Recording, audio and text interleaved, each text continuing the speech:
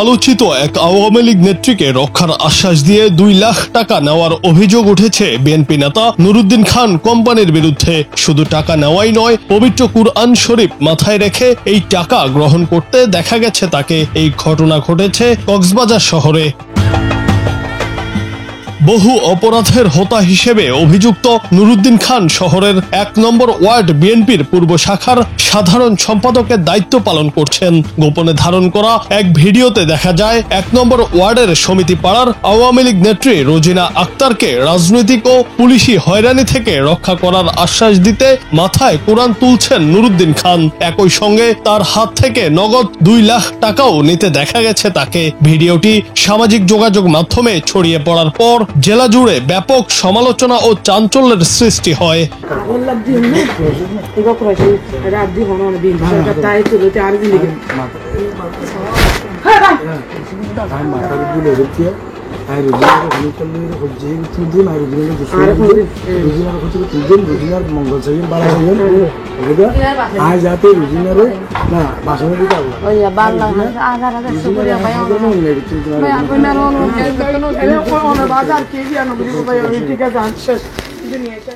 আওয়ামী লীগ নেত্রী রোজিনা আক্তারের অভিযোগ, রাজনৈতিক আশ্রয় ও পুলিশি হয়রানি থেকে রক্ষার কথা বলে প্রথমে 2 লাখ টাকা নেন নুরুদ্দিন, কিন্তু এখানেই শেষ নয়। টাকা নেওয়ার পরও তিনি আরো অর্থ দাবি করেন। রোজিনা বলেন, প্রথমে ভেবেছিলাম তিনি আমাকে বিপদ থেকে বাঁচাবেন, কিন্তু টাকা দেওয়ার পর আরো টাকার জন্য চাপ দেন। আমি রাজি না হলে তারপর ঘরবাড়ি জ্বালিয়ে দেওয়ার হুমকি দেন। এখন আমি ভয়ে আছি।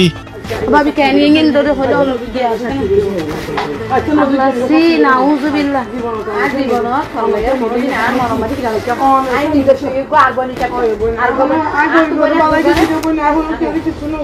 খোঁজ নিয়ে জানা গেছে বিএনপি নেতা নুরুদ্দিনের বিরুদ্ধে মানব পাচার, পুলিশের ওপর হামলা করে আসামি ছিনতাই, চাঁদাবাজি সহ নানা অপরাধের অভিযোগ বহু বছর ধরে প্রচলিত রয়েছে। স্থানীয়দের অভিযোগ, এসব অপকর্মের পরও রাজনৈতিক ছত্রছায়ায় তিনি বারবার আইনের হাত থেকে রক্ষা পেয়েছেন।